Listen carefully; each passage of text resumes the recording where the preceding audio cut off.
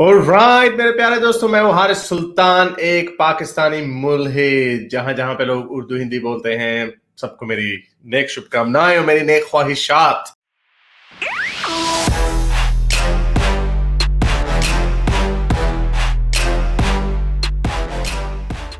अब हर हफ्ते का नॉर्म हो गया कि मुझे जो शियों के ऊपर ये बात करते हैं, इसके ऊपर मुझे बात करनी पड़ती है। ये एक वीडियो मुझे किसी ने भेजी है। कराची में आखिरी ट्यूसडे को ये हुआ और ये वीडियो अनफॉर्चुनेटली इतनी वायरल भी नहीं हुई। ये जिस बंदे ने वीडियो बनाई है, ये उसने मुझे भेजी है कि ये आखिरी ट्यूसडे की बात है कि सुन्नी शिया के फसादात हुए कराची में। ये वीडियो चेक करें।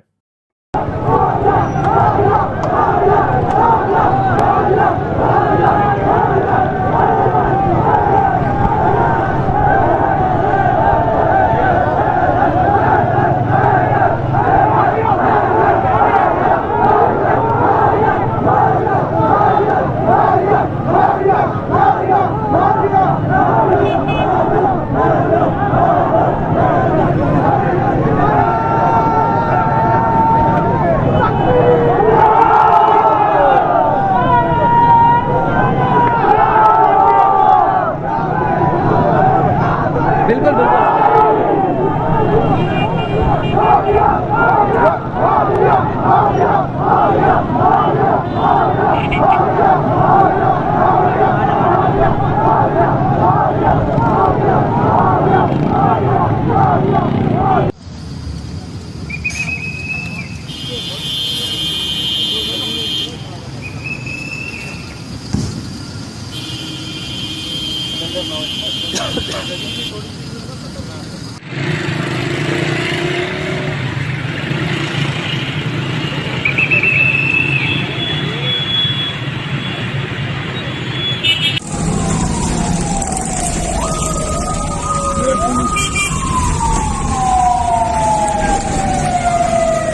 तो ये आपने देखा, ये खबर कहीं पे शेयर नहीं हुई और इसमें गाड़ी भी जला दी, कुछ थोड़ा बहुत पथराव वगैरह भी हुआ, सड़क पे इन्होंने खराब की हुई थी, आपने देखा।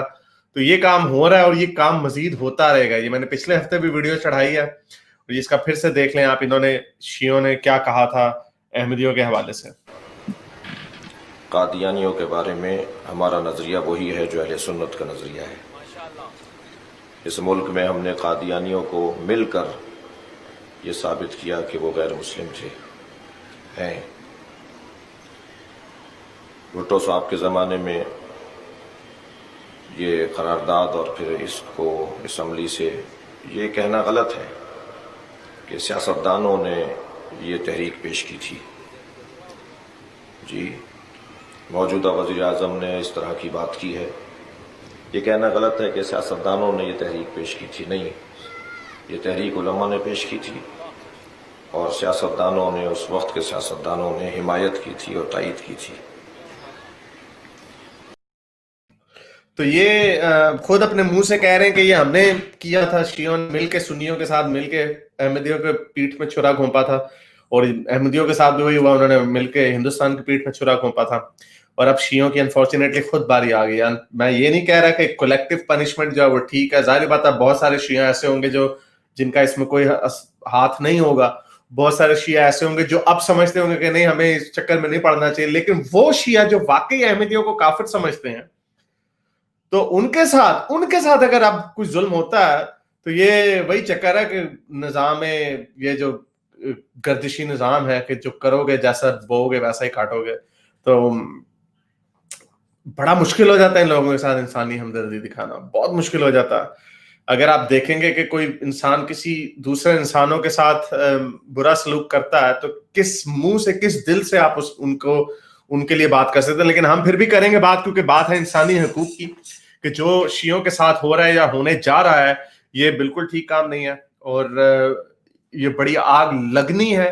किसी ने कहा कि क्या ये सिविल वॉर की तरफ जा रही है बात, और मेरा ख्याल से पहले मैंने उसको सीरियसली नहीं लिया, लेकिन उसके फौरन बाद मुझे ये एक फतवा मिला जो सर्कुलेट कर रहा है, और ये लश्कर जंगवी ने फतवा दिया है और बड़ा खतरनाक फतवा है। ये मैं पूरा तो नहीं पढ़ूंगा आपको, लेकिन थोड़ा सा आपको पढ़ के बता देता हूँ कि इसके अंदर ये वाजिबुल कत्ल अफराद का इन्होंने बताया गया। इसमें इन्होंने बताया कि पुलिस वाले भी हमसे मिल जाए, उनका नाम सीगा राज में यानी सीक्रेट रखा जाएगा, और ये कुछ लोगों के उन्होंने नाम दिए कि इनको मारना ही मारना है।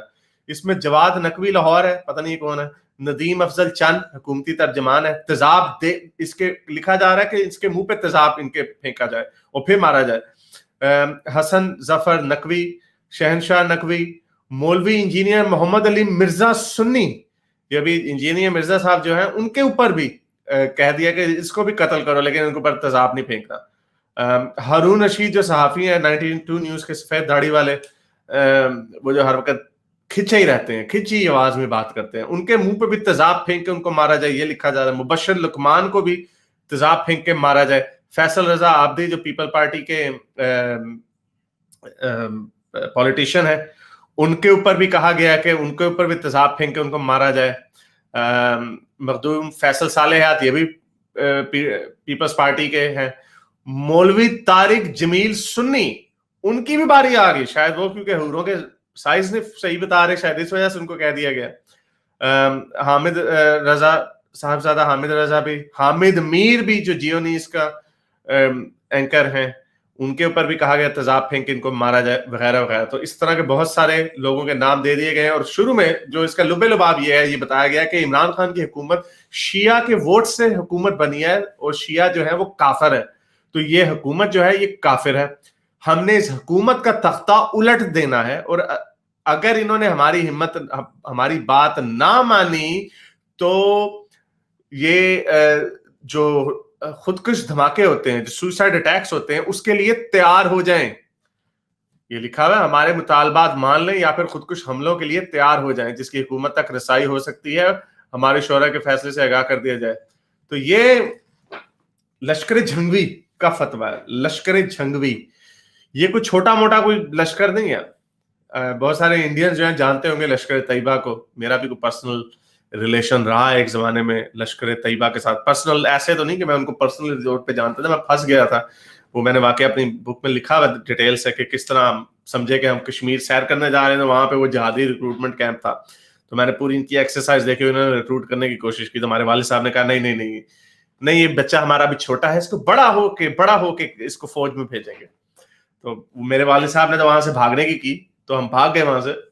लेकिन उसी तरह की लश्कर झंगवी भी है जो बड़ी एक टेररिस्ट ऑर्गेनाइजेशन है, और इन्होंने ऐलान जंग कर दिया है हुकूमत के खिलाफ शियों के ऊपर कि शिया जो है वो काफिर है और इनको काफिर डिक्लेयर किया जाए।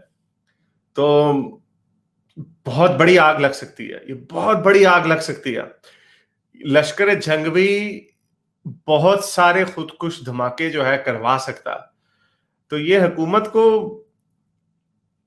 हुकूमत ने ये आग जो लग रही है, ये हुकूमत ने ये अपनी तरफ से समझते हैं कि हम इनको थोड़ा सा कंट्रोल रखेंगे, थोड़ा सा इनको लॉलीपॉप दे देंगे तो काम चलता रहेगा, ऐसे काम चलता रहेगा। ये ऐसे नहीं चल सकता काम। या तो इनको फाए लाओ, पंजाबी से कहते हैं फाए लाओ, इनको पकड़ो, इनको बंद करो, इनके अंदर इनकी दाढ़ियां काटो,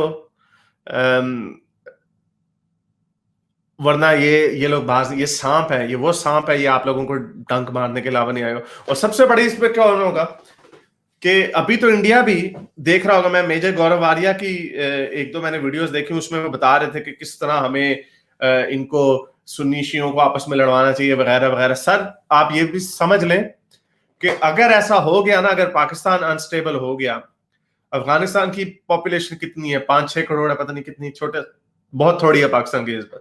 पाकिस्तान अगर अनस्टेबल हो गया तो ये बहुत बुरा काम होगा, ये पूरे खित्ते के लिए बड़ा खतरनाक काम होगा। ये जो जितने मौलवी हैं जो इस वक्त तो अभी तो पाकिस्तान में बंद है एक लिहाज से, क्योंकि फौज है, थोड़ा बहुत असर रसूख उसके ऊपर है, ये यानी ये वो कुत्ते हैं जिनको पट्टा डाला हुआ इस वक्त। लेकिन जब ये पट्टा ऐसे निकल गए ये कुत्ते, तो इन कुत्तों ने पूरी दुनिया में हमला कर देना, और ये बहुत खतरनाक होगा काम। तो सर ये पता नहीं क्या इन लोगों के जहनों में क्यों नहीं आ रहा, ये बहुत बहुत खतरा हो सकता है। ये जो इन्होंने आग लगा दी है शियों के ऊपर, और ये होना ही था, ये नेचुरल स्टेप था। अहमदियों के बाद ये नेचुरल स्टेप था, ये होना ही था। ये कोई ऐसी कोई बड़ी कोई गिदड़ सिंगी नहीं मार दी, कोई बड़ी खबर आपको नहीं दे दी। और इसके बाद भी मैं कह रहा हूं होगा, इसके बाद ये आपस में लड़ेंगे, देवबंदी बरेलवी आपस में सारे लड़ेंगे, अहले हदीस वगैरह वहाबी, ये सब आपस में लड़ेंगे और ये होना है। ये सिर्फ एक हल्के से धागे के साथ लटक रहे हैं, ये धागा टूटने की देर है।